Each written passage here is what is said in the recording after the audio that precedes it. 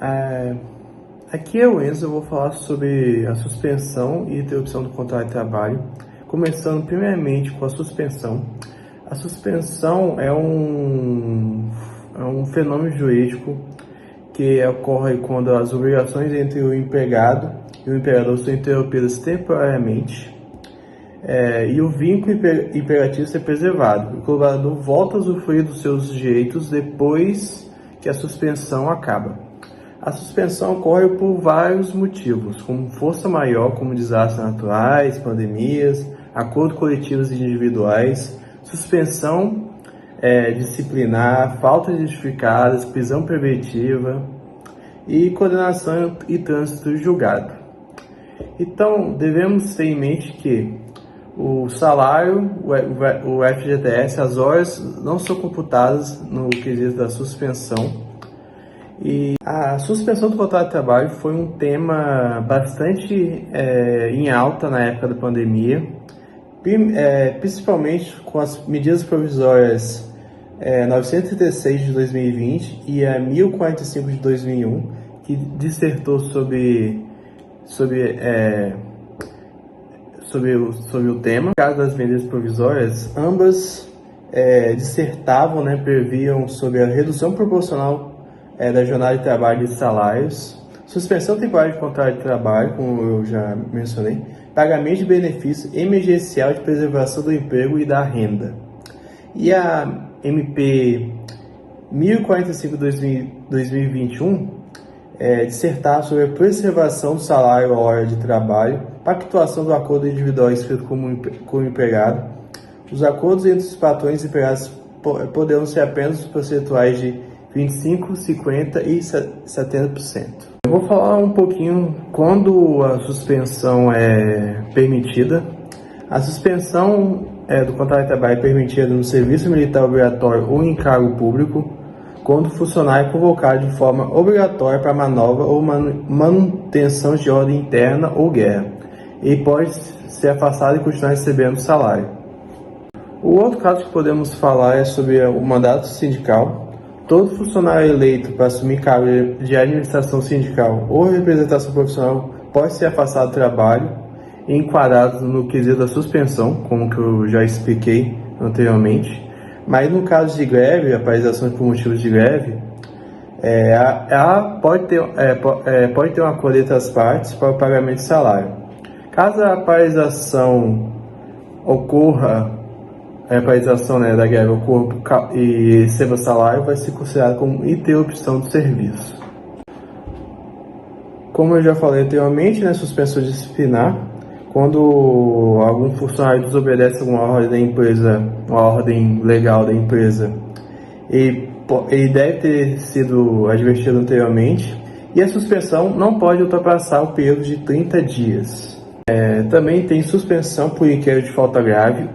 Nesse quesito falando sobre o funcionário que tem algum tipo de estabilidade, uma gestante ou algum funcionário com algum tipo de doença que impeça pela lei de ser demitido. Ele pode ser demitido, ele não pode ser demitido, mas ele pode ficar suspensão do contrato de trabalho apenas por causa de falta grave, e o empregador tem que entrar com inquérito para apurar o ocorrido e até 30 dias. No quesito de suspensão por invalidez ou doença, o funcionário, por qualquer um desses motivos, pode apresentar atestado nos 15 dias e continuar recebendo seu salário normalmente, mas se passar dos 16º dia, ele deve receber auxílio doença.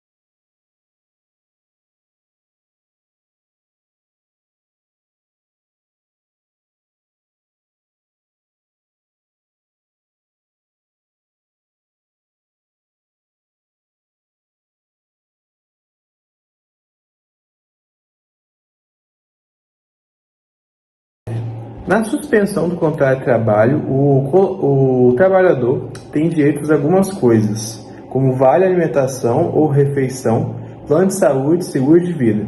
A exceção vale apenas por vale transporte, né, que obviamente, como que ele não está trabalhando por causa de suspensão, ele não receberá o vale transporte porque não está, né, deslocando da sua casa até a empresa. E ele tem outro direito, né, que tem essa habilidade do emprego por tempo que durar, né, a suspensão, e quando ele voltar da suspensão, ele só pode ser demitido 60 dias depois, né, ele só pode ser demitido sem justa causa 60 dias depois do que ocorrer a suspensão, né.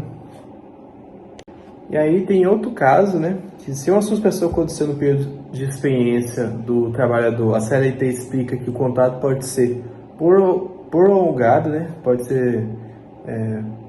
pode prolongar o contrato desde que não exceda o total de 90 dias, e no caso de rescisão ou de suspensão de contrato de trabalho, o departamento pessoal terá que arcar com todas as verbas previstas pela legislação com relação à multa rescisória por causa de descumprimento do contrato. Agora eu vou falar como que deve ocorrer, né, a suspensão do contrato de trabalho. O contrato de trabalho deve seguir alguns preceitos importantes. Comunicação e formalização, né? O empregador deve comunicar formalmente ao empregado sobre a suspensão do contrato de trabalho. Documentação necessária, né? O departamento pessoal precisa preparar todos os documentos necessários para oficializar a suspensão do contrato de trabalho, bem como armazená-los com segurança caso seja necessário, consultá-los, utilizá-los em auditorias ou processos. E papel dos sindicatos na suspensão, isso aqui é muito importante. O sindicato tem um papel importante para que os acordos coletivos de suspensão de contrato de trabalho sejam cumpridos, fazendo uma intermediação e negociação das condições para que elas sejam justas com o trabalhador. Sindicatos intermediam ainda os conflitos, ajudando os trabalhadores a entender seus direitos quando isso ocorre e ainda fornecendo apoio jurídico a quem se sentir lesado. Agora eu vou falar sobre a importância do papel, né, do RH na suspensão. O RH tem como responsabilidade comunicar, né, tem responsabilidade de comunicar os empregados sobre a suspensão, mantendo a transparência do processo, tirando dúvidas e fornecendo informações sobre a suspensão. Analista de RH, né, uma psicóloga organizacional, recrutadora Lara Avino, informa que o RH precisa sempre estar alinhado com os propósitos da empresa, até mesmo em momentos delicados como a suspensão do contrato de trabalho. Aí ela diz, né, é importante demais que o RH esteja muito alinhado com os posicionamentos de marca, com a imagem que a empresa está passando para o mercado e, claro, falar a mesma linguagem, né? Muito importante isso. Aí o RH deve ainda formalizar a suspensão do contrato de trabalho, seguindo todas as regras previstas na legislação de trabalho, né? Legislação do trabalho, e monitorar os prazos e períodos de suspensão para que siga o que foi acordado entre os trabalhadores. Por fim, né, esse setor deve coordenar todo o processo de retorno dos funcionários após o iniciamento do período de suspensão do contrato de trabalho, para que a integração seja realizada corretamente e de maneira organizada. Agora eu vou falar sobre a interrupção. A interrupção, diferente da suspensão, diz que o trabalhador vai ficar suspenso, né? Suspenso não, desculpa. Ele vai ficar afastado do trabalho, mas recebendo salário, FGTS, as horas serão computadas. E segundo a CLT, as situações previstas para isso segundo, né, o artigo 473, que são duas situações que vale a pena serem falados aqui. O trabalhador pode ficar 2 dias consecutivos em caso de falecimento, pode faltar, né? Que aí o trabalhador pode faltar ao trabalho e ter o seu contrato de trabalho interrompido e recebendo, né, os seus direitos devidos.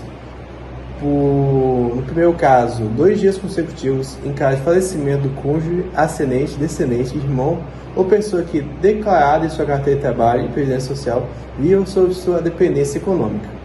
Aí a segunda situação diz que 3 dias consecutivos em virtude do casamento, por 5 dias consecutivos em caso de nascimento de filho, de adoção ou de guarda compartilhada, por 1 dia em caso de 12 meses de trabalho em caso de doação voluntária de sangue devidamente comprovada, em até 2 dias consecutivos ou não, para fim de se alistar eleitor nos termos da lei respectiva.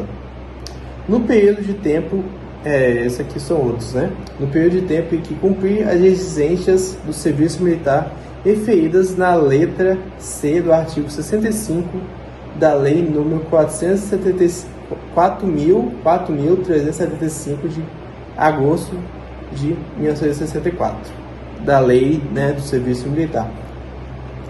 Aqui eu vou falar outros também, né, que devem ser alencados. Nos dias que estiver comprovadamente realizando provas do exame vestibular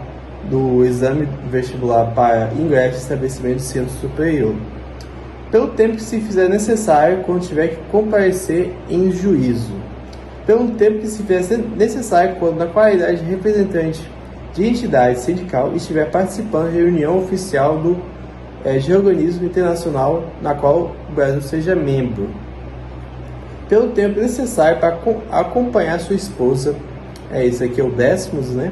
Tá quase acabando. Pelo tempo necessário para acompanhar sua esposa ou companheira em até 6 consultas médicas ou em exames complementares durante o período da gravidez. Por 1 dia para acompanhar o filho de até 6 anos em consulta médica, até 3 dias em cada 12 meses de trabalho em caso de realização de exames preventivos de câncer devidamente comprovados. Agora eu encerro o trabalho sobre suspensão e interrupção do contrato de trabalho.